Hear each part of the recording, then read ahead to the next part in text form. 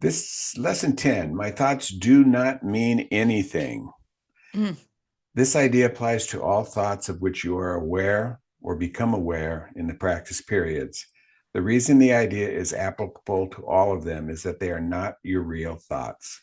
We have made this distinction before and will do so again. You have no basis for comparison as yet.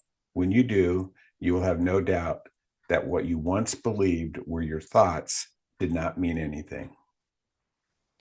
This is the second time we have used this kind of idea. The form is only slightly different. This time, the idea is introduced with my thoughts instead of these thoughts. And no link is made overtly with the things around you. The emphasis is now on the lack of reality of what you think you think. Whew.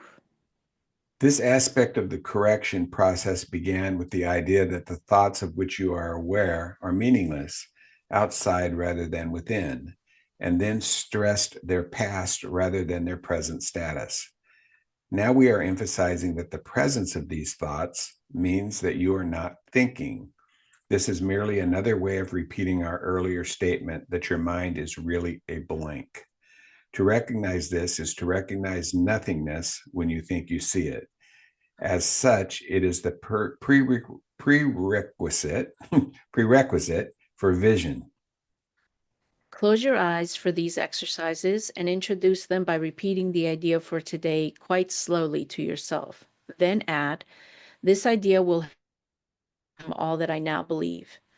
The exercises consist, as before, in searching your mind for all the thoughts that are available to you without selection or judgment. Try to avoid classification of any kind. In fact, if you find it helpful to do so, you might imagine that you are watching an oddly assorted procession going by, which has little, if any, personal meaning to you.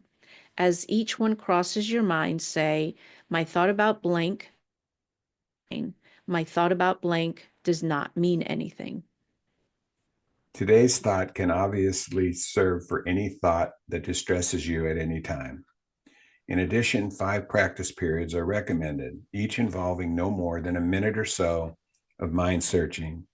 It is not recommended that this time period be extended, and it should be reduced to half a minute or less if you experience discomfort. Remember, however, to repeat the idea slowly before applying it specifically, and also to add, this idea will help to release me from all that I now believe. This sometimes I wonder what's going on inside me.